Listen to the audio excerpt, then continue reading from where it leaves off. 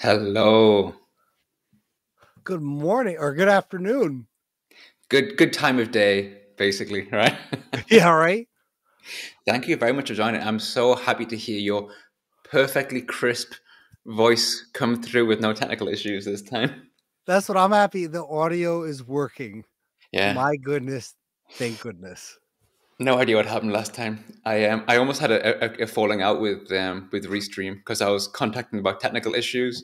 I was like, it's not working. But whatever, we're here now and it works. Well, like I said, I was telling you offline, that was the best thing that ever happened because I finally invested in an audio box instead of a little tiny micro USB. So Yeah, the thank you to focus, right? Restream. Yeah, exactly right. The should maybe reimburse you the cost, $50 or whatever it was. I'm not sure, the $100. Right. Oh yeah. Anyway, thanks for being here. Looking forward to it. Should we start with like a little bit? You can introduce yourself so people know Yeah. who you are, and we'll go in. Yeah, that sounds good. So, hello Cool. for people who don't know me. Like I see a lot of people from the podcast. My name is Tommy Puglia. I am a Microsoft MVP. Been honored to be one for the last 4 years. I lead the Chicago Power BI user group, and we're hopefully doing some new stuff on site, live, and online at the same time coming up. So stay tuned for that. But we meet once a month, and we've been doing it for a while. It's awesome. I also run my own little band or my own little gig, Puglia BI Consulting, which is everything around how do we develop, adopt Power BI strategy for working with BI teams in an organization as a whole. How do we build and develop? So doing everything that touches Power BI, and then training. So if people don't like me as much, but just like the knowledge, then we can just train and kind of let go, so to speak. But been doing that actually pretty recently. I was doing it on the side for a while, but kind of, so to speak, ripped the Band-Aid, and it's kind of the full time now. So I have opportunities to do stuff like this, and Nice. in Power BI for, my goodness, since back in the designer days when it was Power BI Designer. So been in it for a while, yeah, and That's cool. I absolutely love the whole gig. Yeah, that's pretty cool. I love that you do the training element as well. The training element is always a fun and interesting one.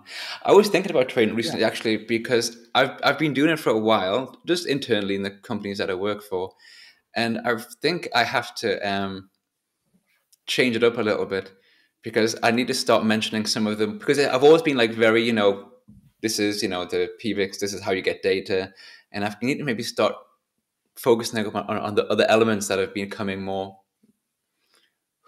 You yeah. get me? Yeah. So actually, and I'll be remiss too. The best thing that I do has nothing to do with me. It's actually, there's a podcast out there called the Explicit Measures Podcast. So if you like this call, but you wish I spoke a lot less, Mike Carlo and Seth Bauer. Mike Carl and Seth Bauer. That's always a good one.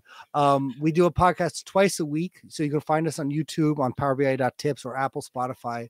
We actually just talked about today reshaping data, and is that the most fundamental but the most important skill, like, is modeling and reshaping data. Like that goes beyond Power BI. That is a BI skill, and how important that is, that lapse where, like, and that's the thing with the training, that it's a mindset. If you're coming from Excel or even SQL to understand like a tabular model, I mean, forget, like, you can't pick a cell, right? It iterates over a table, but just it's a mindset that's not terrible to learn, but it is something that it does take a little massaging of the brain, of the mind, to say this is how this all works together. So Absolutely. Yeah. It was a good show today, by the way. I watched it. okay, It good, was, yeah. I think I had to leave with about 10-15 minutes to go, but it was a good one. I enjoyed the Czechoslovakia moment. There's an inside joke for you if you didn't listen. So Yeah, so listen, if so, you don't know what we're talking about, episode exactly. 151. So Go and check it out. Go and check it out. No, it's great. I actually had a question about that show because it's one yeah. thing that I've watched it quite frequently. So how did that come about? How did it start? What's the Yeah. origin of this? I love that question, and Okay, this is, cool. I think, why we still love doing it. Okay. So I knew Mike and Seth for a while. Actually, Chuck Sterling, who used to be the one of the project manager for Power BI, basically was a matchmaker. He knew Mike and Seth, and he knew me, and he said, "You guys all need to meet. Like, you guys Cool. would just make sense together." Mm, And we met, and it was great. And then we did a user group together, and we were supposed to talk for 5 minutes just about the logistics, and we ended up talking for like 45 minutes, laughing, joking, and really personalities meshed. So we It's set nice. these user groups together, and what we noticed, and we noticed this after user groups, anyways, the networking side of it. You would have a session about how to do modeling in Power BI. Here's the data flow in Power BI, whatever the how is, and always well and good, but always after the call, whether it was online or networking, people go, I really like that, but my organization doesn't want to do that, so now I'm kind of stuck. And we realized really early on, there's the best practices, but there are more than one ways to do it. And why are we doing it a certain way? So we really felt like that's a conversation we're always having with people, and where it is not so much the like use calculate and a filter. It's like, well, there's so many other variables and there's so much gray area. Like, how do you actually deploy reports? You can't tell me there's one good way. And the three of us were very comfortable, like even offline arguing with each other. Like, no, I think you're an idiot. That's not, I would never do that. But we always had fun with it. And we're like, I think there's something here. So we decided, at the least part, we can talk about this stuff. And that's really how it came. We called it the Power BI water cooler. If you want to learn how to do something in Power BI, I mean, there's amazing resources out there. But we really wanted to focus on the why. Why are we going to do it this way? Is this the best way? So we really talk about the gray area. And I mean, again, today was reshaping data.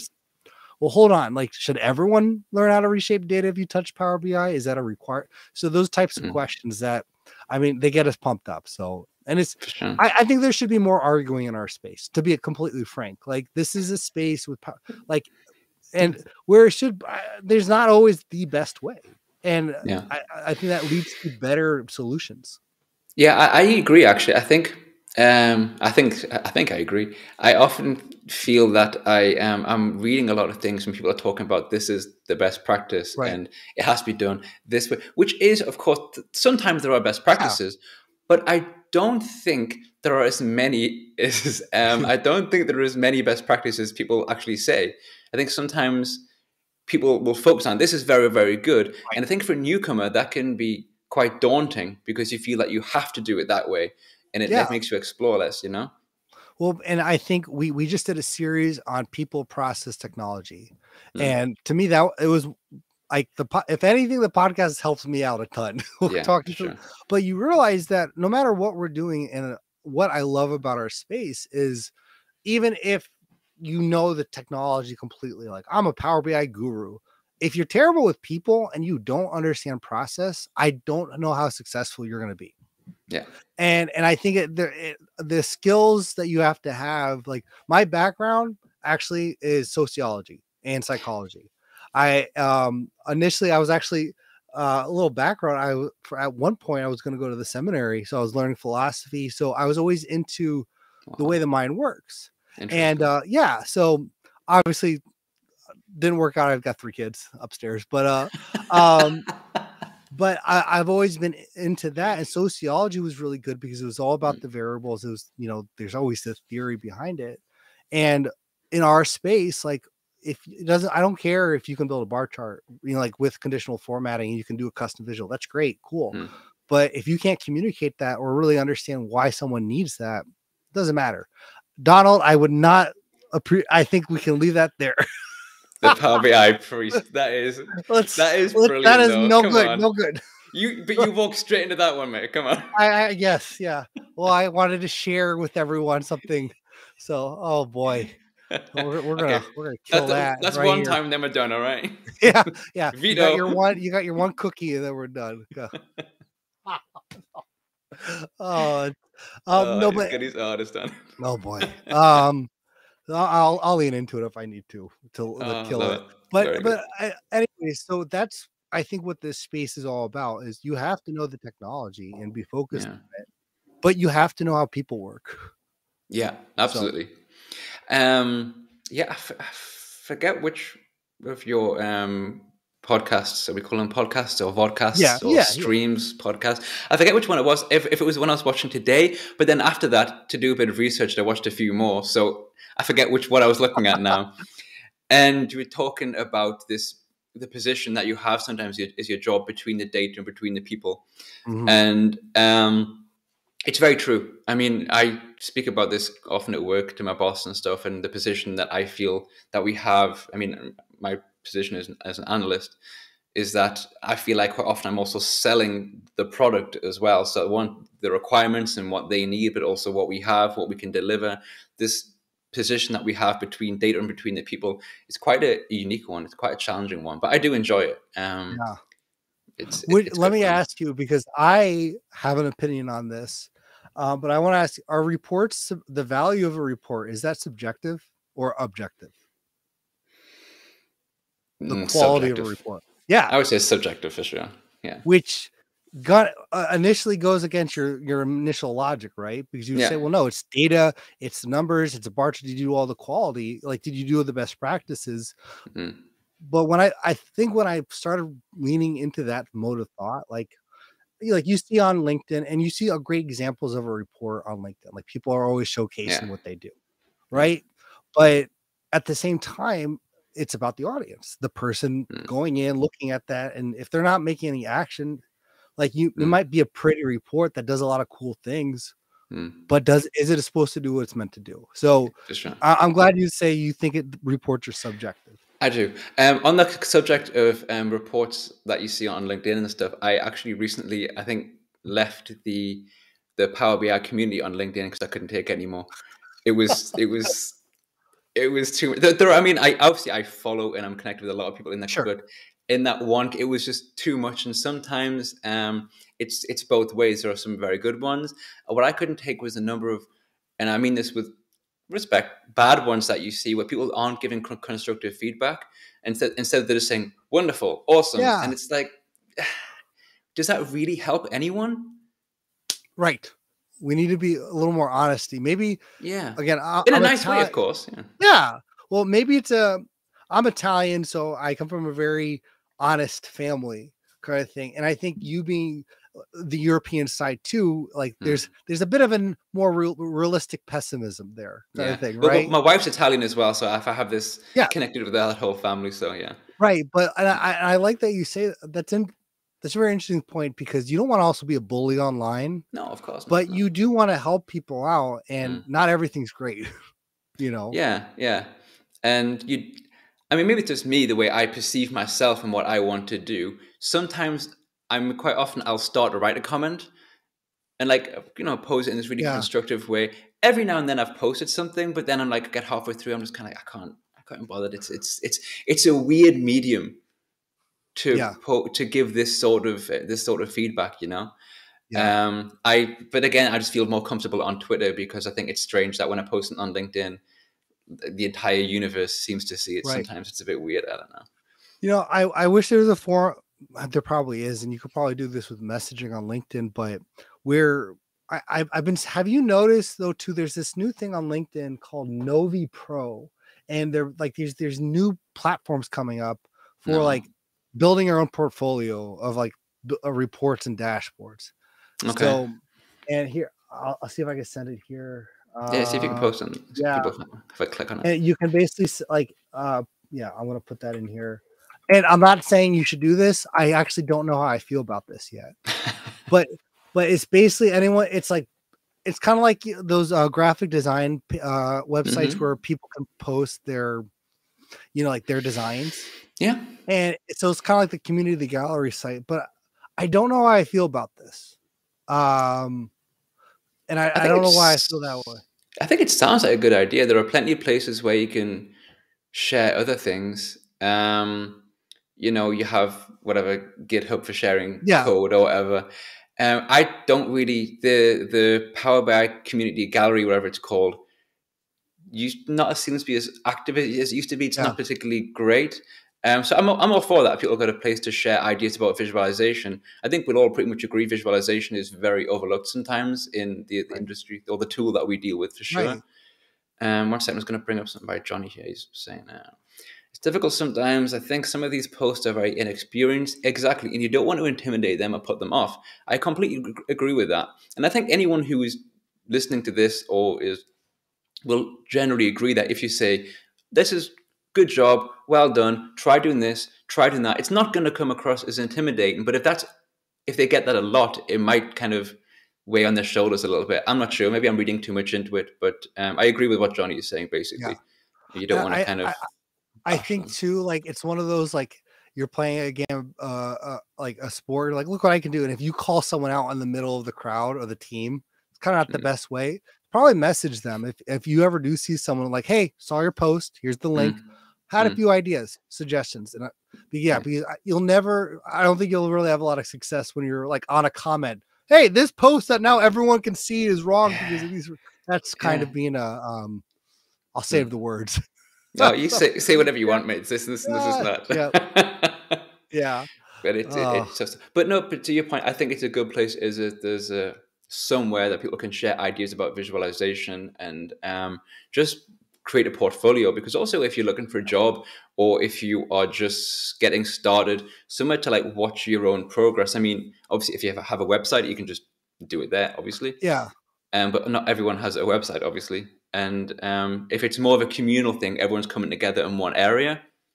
Nice, I like So, it. I'll check it question: out. have you interviewed people for BI jobs?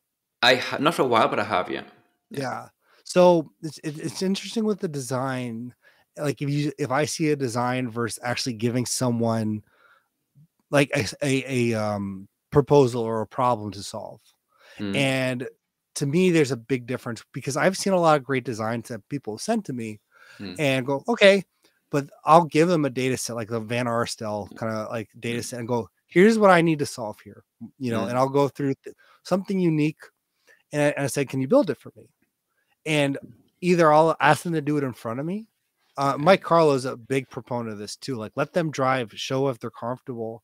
Mm, But it's amazing. I don't know where that design came from. You know what I mean? yeah. And also design versus functionality, right? Mm. Like it may look really pretty, but it doesn't do the job. But that's a good point because I mean I'm all for good visualization. I'm not saying I'm good at it, but I just but I'm interested in it. Yeah, Um, but if you're interviewing someone for a job, depending on the job, I mean, where I work, it's very not entirely, but it's kind of standard financial reporting and other bits and pieces of your standard, industry company reporting. So I would say in that situation, I'd be less interested in the visual aspect because you can heavily influence someone what by what already exists. right. I mean, I think actually we can just maybe segue into this topic as well. The templates that you set up. I mean, obviously, if you're a company, usually you have a template, so the colors are Yeah, going to look pretty similar. Um, and also, it's more important that the numbers are right. Yeah, and usually at a company with reporting, there aren't that many huge requests that are that difficult when it comes to how a visual should look. It's right. pretty, you know. Yeah, and I honestly, I am more. I lean towards you where there is a excuse me. Not bad, man. There's a pragmatic approach where you don't necessarily like if you really polish your report and it looks like a infographic, Mm, but it doesn't solve the problem or it doesn't have the same functionality that it needs mm, to because the more the more design you have, the less functionality you're going to get. yeah. To me, like if excuse me, man alive, like it because another podcast episode we actually talked about storytelling versus Power BI, Mm-hmm, and they're mm-hmm, not the same thing. And I think a lot of people try to pigeonhole them because mm, storytelling is really more like a PowerPoint. It's a static point in time. You're trying to mm, tell a subset of the information. A mm, lot of reports are not meant for that, mm. nor should they be. And you shouldn't design reports for storytelling. Yeah. You need to walk, mate. You're okay. Yeah, yeah. It's been one of those weeks. So my oldest on Monday, yeah. So my oldest last week got like a big cough, and then my Mm, second, and then it was almost like watching a horror film, like where it's I like, hate "Don't open that. the door," yeah, Mm, and you can see it coming. So yeah. I'll mute, but yeah, I'll let you. And it's when you know what you're going to get as well. You can see it coming towards you. Anyway, I'll go to your point of regarding the Yeah, data storytelling thing. I wouldn't say that the two things are mutually exclusive. It's not like you can have design or functionality. You can definitely have both. Sometimes you're going to have to make sacrifices right. depending on what you're building, of course. Um, But yeah, I mean, yeah, I would say generally for what you expect. Obviously, everyone builds different things using the Right. tools that they have. With Power BI, I wouldn't say it's a wonderful storytelling tool. You can tell a story with the data. You can lead down certain Right. paths and stuff. But when I think of storytelling, and maybe again, this is just my interpretation of what that is. That's more about like an infographic style thing, or something where there's a lot of moving parts and stuff, rather than trying to work out why performance in a certain area is poor. Well, yeah, to your point, it's a point in time that you're trying to solve an answer where we had campaign A run for 2 months. Did campaign A do well, or should we spend money, Yeah. in this product? Yes or no? Mm, And that only survives for a limited amount of time, so it doesn't have the mm, same scalability of what our normal reports are. yeah. So, and I think you're dead on. So, get the data, yeah, get the data right first, but really when you storytell, you're trying to lead a very direct path or road, Yeah. right? Yeah. And when we build a report, and I'm really honestly, I'm getting more and more turned off by the word report because Interesting. Okay. Yeah, I get so that. I do this in training where I ask everyone like at the same time, right? What is a report? And you don't get the same answer, right? Mm, Wall Street, it means a completely different thing. In the mm. 1980s, it meant a different thing. A report in Power BI means a different thing than like a summary, right? And so I think I don't know why it's No, I'm yeah, fully with you actually, because I never use the word dashboard because it's confusing, because of yeah, those horrendous things that we have there that have been there since whatever, like 1974 or whatever. Um, report, again, it's your interpretation of what you see. It seems very formal. It's very structured. It's very, mhm, there's nothing. If you use the word report, it kind of kills a little bit of design straight away, even to the extent, and this is ridiculous how like narrow my vision was in this regard. The thought of even creating a Power BI report that wasn't this right, rectangle for my right, screen. And I saw someone do it once, and I was like, "Oh yeah, never even thought about that. What's wrong with me?" you know. yeah. Of No, course, you can do it. and it is crazy though too. Like I mean, we had the conversation on the podcast too, but I've had this talk with in a user group where I was much more analytical before Power BI. Okay. Where Yeah. and I'll kind of explain what that means. Where because we didn't have the tools and technology, usually the request that came in for us Hmm. was we need to see if we need to spend money in XYZ, or should we invest more in our regional managers in which region? Hmm. And next week we're meeting on this, so come with a conclusion. Hmm. So I would run through Excel, we would run through whatever database, and we would put together the visuals, but it was very targeted for that particular Yeah. question. Yeah. And then after the meeting or after the summary, you were done. Like you may follow up on that data, but it was very much to answer one particular question. Hmm. That Hmm. doesn't happen as much anymore. Yeah. I Or see. people see Power BI and they go, "Well, show me the trend," because it has everything, right? Is that it's that curse of like you got a smart TV and it does everything. It does everything badly, but it does everything. You know what I mean? Yeah. Like the Netflix is poor, or and to me, it's that curse of it's just crappy at everything, but it does everything. Yeah. And I'm not saying Power BI is that, but I I think get you. people Power BI is phenomenal, but I think people are like, oh, good, you can do everything with it. So show me trending and show me a table and show Hmm. me this. And Hmm. it's almost like you don't, yes, we can do all of it, but we don't need to. Yeah. Absolutely. I just want to go back to this point by Goodly. I quite liked it. It was a nice comment. Do you Mm. think there could be separate people exclusively focusing on design and probably a new but modeling? Um, Mm, yeah, that's a good question. So, yeah, uh, I know people are saying, and on like more enterprise companies, organizations, you do separate that out. mm, That's a tough one though, because mm, the technology allows like the Power BI platform, I think allows for someone to wear both hats and be efficient at that. mm, And it's not really a collaborative tool yet, where No, you can it's have a not. modeler and you can have a visual side of it. I would be interested to hear other people who do deal with that. Like we tried that out in a few situations. It didn't work great, Yeah. So I'm not sure if for my interpretation of the question, I'm thinking, do you think there could be, as in, do I think it's a good idea, or do I think that it exists? Do I think it's a good idea? No, I think if I'll just bring the question back up again. If I think it's a good idea, I don't think it's a good idea to have someone who works on design and has like I no agree. idea about modeling. This would not make any sense to me. Right. However, if they start that way, and then of course learn the modeling, this is completely normal. I mean, everyone, again, I have not a similar background to you, but I'm a person who came from a very different industry. I studied history and politics, and when you study history and politics, they don't mention much about data modeling. So of course I had to learn that. But And that's actually a really, I love that because data goblins, and I need to find that article. data goblins, it's just such a Requirements and design. So I'll yeah. put that in here.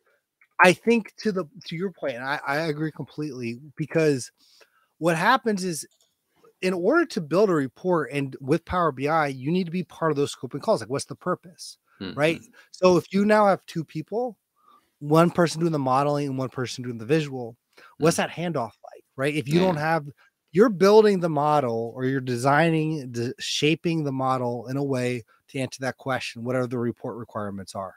Generally speaking, unless you're doing a lot of general reports. But if you categorize your reports like analytical, operational, or targeted, generally there's a real specific purpose in mind. So when it goes to the designer, I think a big part of this is that empathy side of listening to what is the problem.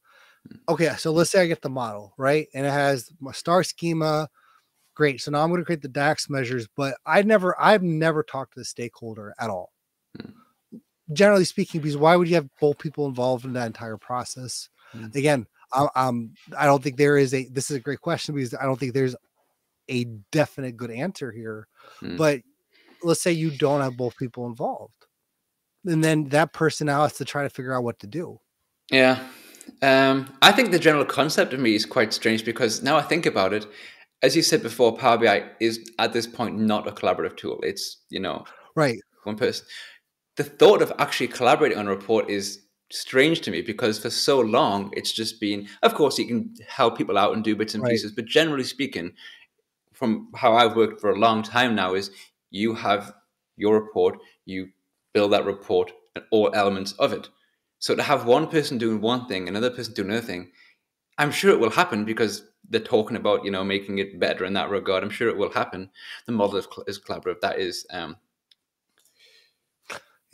I'll give it that. To be working on the same project within one, right, is weird to me. So I see Wagner say the model's collaborative. See if you can get them online right now. We can butt heads. I'm intrigued. Go on, Kratos. You bring them in, yeah. Bring them on, bring them on, yeah. Quick question. A different thing. Yes, I'm doing new Stars of Data. I'm doing it tomorrow. I'm presenting something tomorrow, by the way. So this is just interjecting the conversation. I've never done a big kind of presentation other than in local user groups. So I qualified to new Stars of Data. So I'm doing something tomorrow. Anyway, sorry. Back to your point. No, you're good. You're good. So I think that collaboration side, I don't know if the technology's ever, I don't know if it's a technology issue or it is that process issue. And I think that's probably where I go with that. Is I think it's Power BI is a tool where one person can work on it. And I think you need enough. I would rather, let me put it this way. I'll conclude this part at least. And I would rather have more people who know all the aspects, can do modeling and can do visualization, than one person very focused on each. Yeah, I think that yes, for sure. I think also everyone has to be like aware of their knowledge and understand what every single person is doing. So yeah, it can get tough, but I think for sure it could work. But it will be interesting to see how it develops out in the don't underestimate the technology changes so rapidly, and I think this is the difference compared to like legacy systems. Mm, Um, the technology changes so rapidly that you need to be aware of both aspects of what is changing in the modeling mm, sphere, because Microsoft's always developing new things, power data flows, or mm, uh, or with Azure. And then from the visual side, they're doing so many things that I think you need someone who's just aware of both. Like, mm, because if you're not developing, a great example we brought up or is the audiences in Power BI, the new mm, app audiences. Finally, an update to apps. mm, Um, if you're aware of that, that will change the process of how you deploy and mm. the people that are involved, which I think is a big part of this, because who's in charge of that? The Mm. modeler or the designer? Yeah, it's the gray lines of who does what. It's, I Yeah, mean, generally speaking, that can be annoying in projects anyway. So the more heads you bring in, the harder it can get. It's yeah, right. I actually had a project that was kind of collaborative a few months ago, and wasn't great, to be honest. Um, so we just said, okay, let's. I mean, there was nothing to do with the person. It was, I think, because again, we've been so used to having these very separate roles. Once it kind of comes back, once it's more possible, you have to see how it works, basically. So we'll see. Okay. I'm just thinking about something. We're kind of talking before about design and stuff in companies. Someone, I forget who initiated the conversation on Twitter. They were talking about corporate color schemes in reports, Yeah, and a and fun then one. yeah, it was Kratos. Then he posted he posted this Pepsi challenge of all the color schemes that you have with if you use the Pepsi colors, which is quite interesting. How, just out of curiosity, how do you feel about that? How do you feel about corporate colors within reports? Because it turned into quite a long discussion. It was quite interesting. So I did not see that thread, but yeah, send that to me. I completely agree. A previous organization I was at, I and a client now, the primary color is a very, very red. Yeah, I very call it red. very red. Very So red. yeah. And like obviously you're like, that's the theme, that's the main color. So we tried to develop that. We used the branding guidelines, and then you're looking at everything like, is everything wrong? Like, or is Mm, everything bad? mm. And you realize very quickly that takes away. It does. So, and then I'm very much in the, what I've realized too, working with other clients, where we're like, there's a tool out there that you can like plug in a website, and it will bring out some color like guidelines from their site. I was using this. I think we're using something similar today, at least. Also, you can Yeah. upload a photograph and it'll bring out the colors. It's really good. Uh, yeah. And I think it's yeah, here, I'll send this here. This is one of my favorites. So you can type in anything here. For example, you can type in like New York Yankees, Okay. or you can Okay. type in or Power BI, and it'll give you based on websites or the images like different color guidelines, which is really neat. But that being said, Mm, I was using this with another client, and they're like, I know these are our colors, but we don't like these. So we started adjusting. mm, We worked with their graphic, like, briefly, to create a corporate color guideline for visualization. And I think there is a difference that needs to be established, because mm. as much as you want to use a corporate theme, that does not translate all the time for No, data visualization. no, And I not at all. think you can work with people at the company to what their preference are. And Mm, I think you could do that to start. mm. Um, Let me ask you this. I'll follow up with another question. Yeah, Should go there for it. be color theme variations of the color theme for apps? That's a good question. I thought about that. Yeah, I can see why. I could see why that could be. I'm not saying it definitely should, but I would have a great problem with it, to be honest. I mean, I would always say, I mean, just general in the concept of themes, you should always have a theme at a company. Have a theme because it keeps Yeah. things standardized. That for sure. I don't think that theme should have to do anything to do with the company colors at all. It can if you want to. In the case that you're talking about with this really strong red, you can maybe put a splash of that in somewhere. I think. I think. Yeah, he's in. I forget names really easily when I talk, and I do apologize. Johnny Winter. Johnny Winter posted something a couple of days ago, a video on his YouTube channel, I believe. If I'm wrong, please correct me. Talking about themes with a footer or a header or something. And that was a really Oh good yeah. video. And yes, I think also you say now like a header or a footer with like a bar. Actually, probably if I think about it, quite like a PowerPoint style thing where you got like a line across the bottom. Just okay.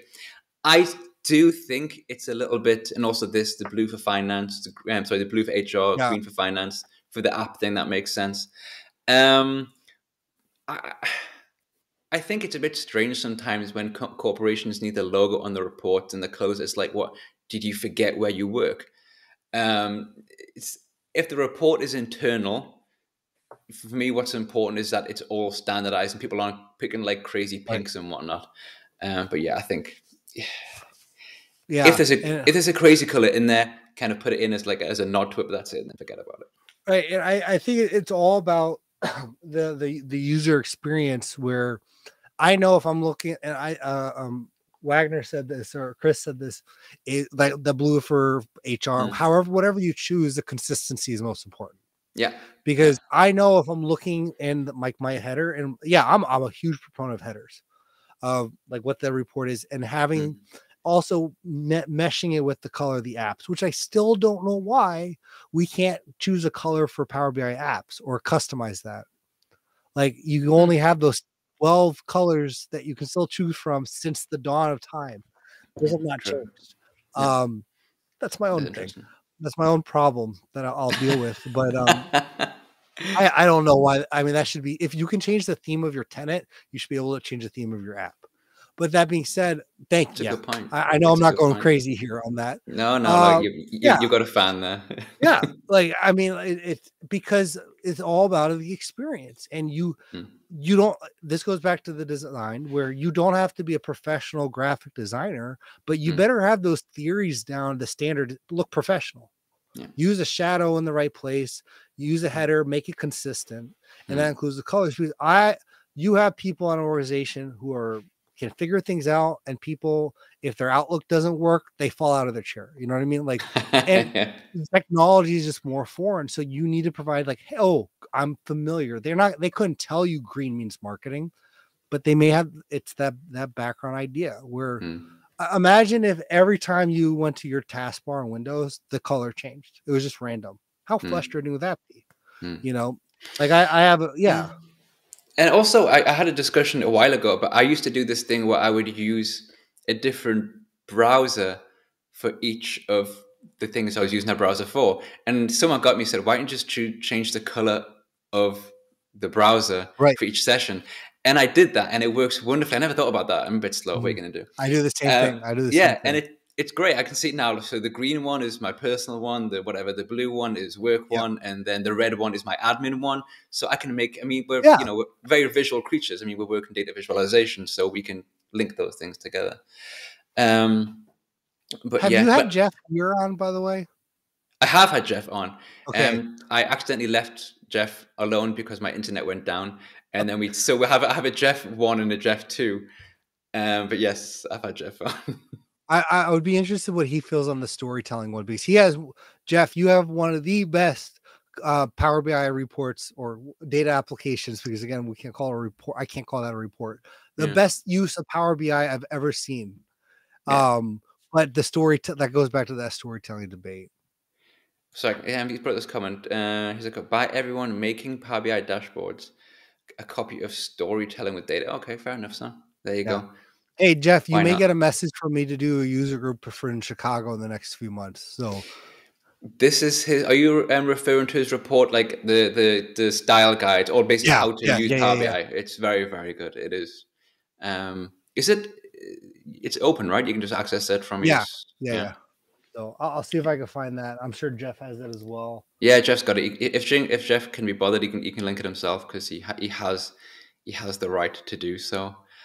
But yeah, I mean, Jeff is also saying, I don't understand why we obsess about corporate colors or not.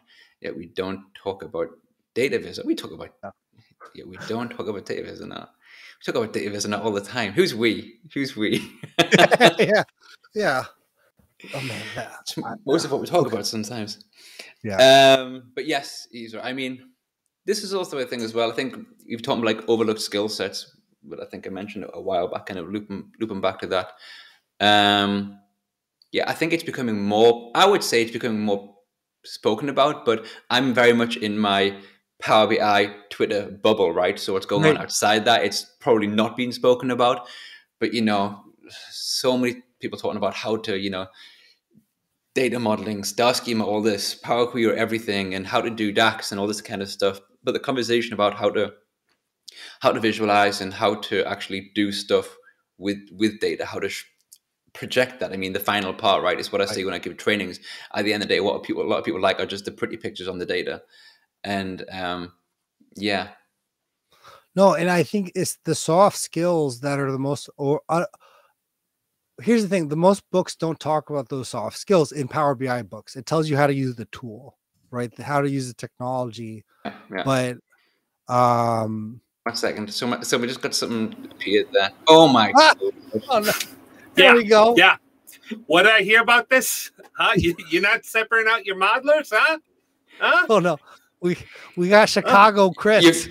You've angered him now, mate. You've angered him. All right, let's hear it. Ding, ding, ding, ding, All right.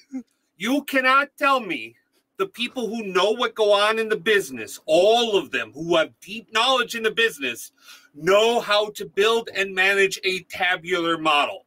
To most of them, 99.9999999%, none of them know what a star schema is. And if you have a terabyte of data that you're trying to cram into a star schema with live streaming data integrated as well, that's not something that you're going to see a business user or a report user create. Am I wrong? See, I don't know if you're doing Chicago or New York. I would never disagree with you. I'm too scared. But you're right for sure. I was gonna match your Chicago, and then am I wrong? I mean, what's up with that, right? So they're like, okay, that's just classic Les, man. Oh man, I love it. We had this dang conversation literally this morning about like give Power BI for everybody, but that doesn't mean that you can give that's like saying everyone should drive without a license. No. They at least go through like some instructions, right? Like star schema is not that difficult. Fair enough. Well, hang on. With auto create, anyone can take any data and have your a mouth report. On auto create. I hate auto create. Auto create is fantastic. Like auto relationships or auto DAX, yeah. No, the copy paste have a report. You just have a report. Just immediately you have it, right? That is fantastic for someone who's just trying to get in and understand what the heck the stupid spreadsheet is that Tommy sent over last night, and what the heck am I supposed to do with this thing, right? Like it is brilliant, and that's why everyone should have Power BI, is that they can use it at their level. It's super important. It's great. But when it comes to modeling, that's potentially a completely different topic, especially on a large enterprise model. And when you have a large enterprise model and you have a very complex model, the subject matter expertise you need in order to manage and understand all the different areas of your data is too big. It's too big for one person. It's too big for sometimes 20 people. You need 5 people on each of the subject areas, and then you all have to collaborate and work together on that model. All right, Guy, you tell me how they all collaborate on a single PBIX that's... It's a model. What's the process? Does everyone have a role then? Like a specific role? Like you don't touch the fact table. No one has the ability to deploy the model. You do it all in DevOps. You control who has access to control the different folders in the model. They all go in and they can make adjustments and changes to the given folders. You have a code review process for shared folders, and then you do the deployment through DevOps. So we're talking about people. I think the concept we're is talking about good. lay people, and we're going to introduce DevOps to them. But not lay people. We said, can we share it, and can it be done at the enterprise level? Yes. It's true. 1 second, I'm bringing this. I've lost control. I'm not used to 2 people. I'm not used to 2 people. I'm out of my wheelhouse. I'm like, what's happening? His energy. I'm trying to match his energy. Tommy's fine with this. He's like, I'm used to this situation. 3 is gold. This is my area. It's all Tuesdays at the pool. Yeah, exactly. But I think what you're saying, I think the concept makes sense, but I don't think you can do it with a PBX. No, I think not with it's a PBX. yeah. You manage your model, you manage your report. Well, yeah, for sure. I mean, has- if you're talking about developing the model outside, of course, this is. But then for me, then you're just talking about a standard data engineering team who create a model and then we bring it in the report. That's quite a. Oh, hang on, though. Your data engineers who are managing your pipelines. Those guys don't. In fact, those guys will often refuse to learn how to use a tabular model, right? Because they're in Python and they're doing the Python thing and they're all Python all the time. And that's great, you know. God bless. Well, if you ask me, so I'm gonna do my Horseshack. Who asked you? Well, I mean, clearly, as Rafael says, I mean, clearly, data marts is the solution. Oh no, we're getting on data marts now. It's gonna get too messy, man. Come on. That's a whole. We're not gonna get into that, but I mean, Chris, I don't think you're wrong, or Grossman, I should say. So I don't know who you are, but like the idea. To me, the biggest thing is like that's a very specific use case with a specific tool. Like you have to know DevOps. So that's a whole can of worms. I'm not saying it's a bad solution, but there's no other solution out there, right? Well, if you're talking large enterprise, highly complex, broad models that everyone needs to be, you have many people that need to be working, operating, and it's the only way to operate, right? So that's one side. When you start to get down into like the departmental or team level, that's where you're starting to say like, hey, there's no way to there's no way to like break it up, right? It's in just one PBX file. But that was my 2 cents on your conversation. That was a fantastic 2 cents. I love it, mate. Close it to 10, I would say. Close it to 10. It was a pleasure. Speak to you later, mate. Okay? I'll pay a dime. Peace. All right, now I can talk. Now I can say how I really feel. Love it. Yeah, exactly. Quickly say everything you couldn't say when you was here, you know. Honestly, though, everything he says is right, but my problem is for that particular solution, there's only one tool, and that's DevOps to do that. Right? There's no other approach for that collaboration side, and it's just such a stagnated way to do. I mean, not stagnated, but it's such a non-flexible approach. Right? No, it's like if you want to do it this way, this is the one way. Yeah. I'm not going to disagree. I agree with what you're saying. Basically, I'm just going to upset Chris. Yeah. Oh no. The funny thing is, I can still see Chris like in the back of the studio. I can still see him reacting, and that's actually a bit. Oh, he's losing it. I love it. Oh man, it's good. I'm going to completely pivot the subject to something different. Yeah. Another video I was watching of yours. It was this how to retire a report. Which I think is quite a big topic. My kind of half serious, and I mean really half serious take on this is basically how to retire a report. You know, you can check the metrics and see who's using it, and you know if that number is going down. But best way to do it, just delete it. And if anyone is using it, they'll get back to you and let you know. Do you know what I'm saying? I think that's a little more serious, actually. It's brutal. It's brutal, man. Yeah, but you know what? I mean.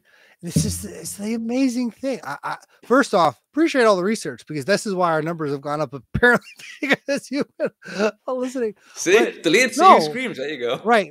So one approach that we've done and I've implemented in the past is for a report, like we have a metric usage report and it basically alerts like as a filter for like the reports that are not viewed within 60 days or like 40. We have 45 to 60 and then things over 60. At that point, we look at everyone who's viewed the report. We send a message out to those people going, just letting you know, at the end of the week, this report will be retired. You know, and again, does it work when you have thousands of reports? No, but you can kind of group those together. Sure. And you say, like, this is going to be archived. If you need data here, if there's something here, let us know. And Friday is going to be the day. You don't hear anything, but _dead. But like, and then you just do it on Friday. I always like to give the notice because yes, you can do that, you know, kill it and see who screams, but man, those people are not going to come back to Power BI. No, I was half joking. Yeah, no, but there's a point to that though. Yeah. I mean, one of the things, I mean, if I'm killing a report, or actually if I'm have a new version of the report and it's just being moved to somewhere else That's completely, a whole other, yeah. for me, the best thing to do is just put a huge message on the report that you can click away. This report is due to be retired at this date.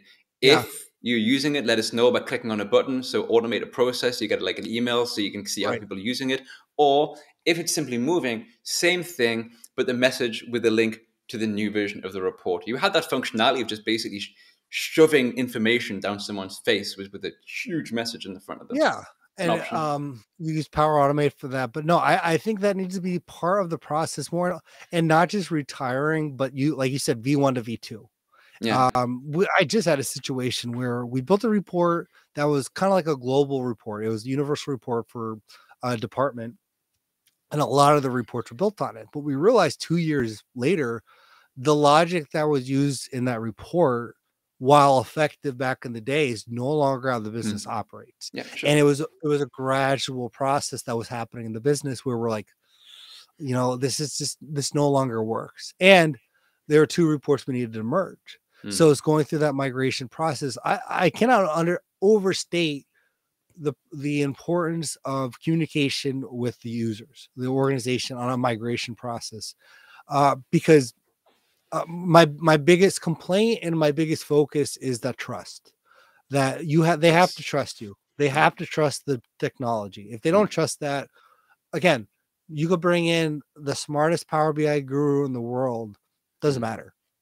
So that ability to say, we're going to migrate this report, here's how it's going to look, this is what's going to happen, because at the end of the day, you're still deleting and uploading a new report. And having that, like, what's going to, like, like, you ever see like a release notes on an app, what's changing, what's happening, when does it happen, but really, Release notes is the thing as well, providing yeah. that. And if you have any questions, please contact us, and giving like 30 days out, because if you're not planning for something that large to a company, it's a great question, and it's not thought of enough. It's true. Also, for the contact with the end users, what I like to do is to, like is a strong word, sometimes reluctantly, sometimes I like it, is just within the report, like you have like a contact section or whatever, but actually instead of, because I hate emails, they're ridiculous, a link to my Teams chat, you click on it, it opens Teams, and you can just send me a message straight away. It's like a much more, and they know who to ask if they have any problems with it's not refreshed or whatever. Because you're right, trust is a big thing, especially if you've never used it before. And, the biggest challenges you're ever going to face are user acceptance, right? And you don't want to crush that. If you don't have a reference page with the author, the stakeholder, and contact information, it's not a complete report to me. Yeah, that's fair. We have actually put in an NPS via Power App into the report.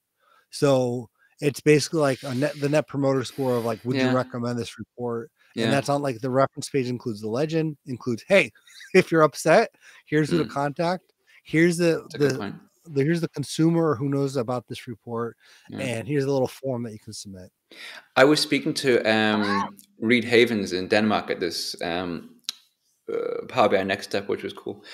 And he had done this. He'd created like a forms so that the users could provide feedback with really good questions, such as, is this good? Is this a good idea? Is this a good idea? But also the idea of putting a net promoter score in there is quite a good idea as well, actually. Actually, I had a conversation with Reed actually on one of his things, and we talked about culture and what that looks like. So no, I think, like, I know we're getting near time, but I do want to ask you. For me, it's fine. Okay.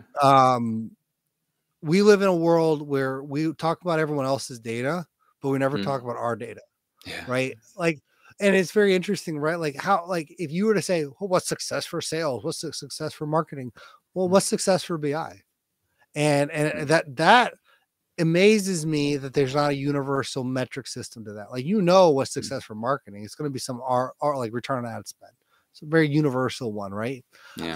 Or for sales, it's going to be the close, your prospects and your close. But for BI, there's not really any universal numbers. And I'm curious your thoughts on that. I can't add much to that because I think I never really thought about it, but it's a very good point. Like, how do we measure the success of a report? We talk about, we want to ensure that the reports that you build, the decisions are based on the data. So how can you measure that? What decision is based on the report that you provided? Right. What extra insights? I mean, Right. really, feedback from people is the only real thing that we have to do that. Oh, this has been really helpful. Thank you. But how do you measure that? No idea, to be honest. Right. I Well, like and it. again, maybe this goes back to where sociology at least played some success Yeah. is quantitative and qualitative. We can get I mean, there's the amazing amount of resources we can get from the activity log Yeah. with usage, like days since used. And I actually do man, this is why I'm in data and not in English, but the Pareto test, the 80-20 rule. Okay. Yeah. So it's basically 80% of your performance comes from 20% of the resources of effort. So we that's a metric that I developed for usage is 80% of my views coming from 20% of the people.